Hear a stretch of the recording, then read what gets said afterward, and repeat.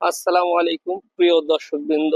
আমরা চলে যাচ্ছি গত বছর ন্যায় এবারও এই জয় বাংলায় গোসল করার জন্য।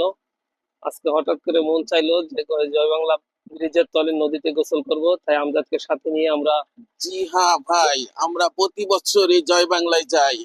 সেই মজা। জয় বাংলা কিন্তু সত্যিকারের মজা। যেই সুন্দর বাতাস এবং ঠান্ডা, আমাদের সাথে আছে তাসির পিছনে, ঠিক আছে। আমরা যাচ্ছি জয় বাংলা ব্রিজের নিচে গোসল করার জন্য। সেখানে অনেক বাতাস এবং ঠান্ডা, এই জন্য নদীতে গোসল করতে খুব মন চায়। তা আজকে আমরা সিদ্ধান্ত নিচ্ছি, অনেকদিন ধরে যাবো যাবো ইচ্ছা, তাই আজকে আমরা সিদ্ধান্ত নিচ্ছি গোসল করব। ঠিক আছে, অনেক মজা, সত্যি মজা না আমরা? সেই মজা। গত বছর আমরা 2-3 বার গেলাম, তাই না?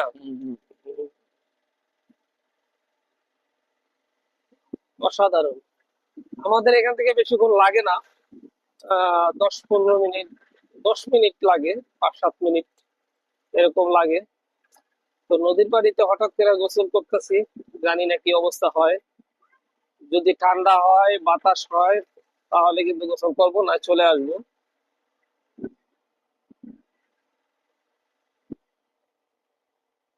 আমরা অটো নিয়ে যেতে চাইছিলাম, কিন্তু লোকের সংকটে যেতে পারি নাই।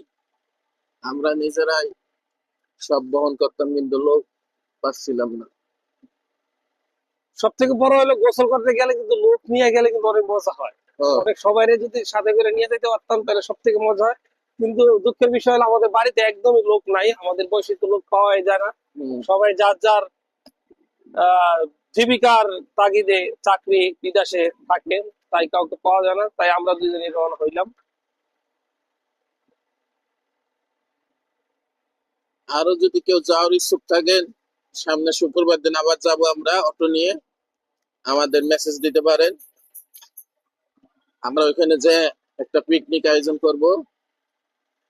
বেশি মানুষ গেলে বেশি ভালো হয়, মজা হইব সেই। হয়েছে তারা ভিডিও করা বন্ধ করতে। পুষ্কর, আমরা নদীর কাছে চলে আসছি। এই যে নদীর কিছু অংশ, উত্তরের নদীটা হয়তো অনেক বড়। আমরা এক সময় আরো বড় নদী দেখতাম, এপার ওপারের নৌকায় পার হইতাম। এখন কিন্তু পার হওয়া লাগে না, কারণ ব্রিজ হয়ে গেছে। সব নদীর উপরে বড় বড় ব্রিজ হয়েছে, তাই নদীর যে আগে একটা দূরত্ব সৌন্দর্য ছিল, নদী পার হওয়া লাগতো, বিশাল হইতেছে। সেইগুলো তো এখন দেখা যায় না। জয় বাংলার ব্রিজের কাছে আমরা চলে আসছি।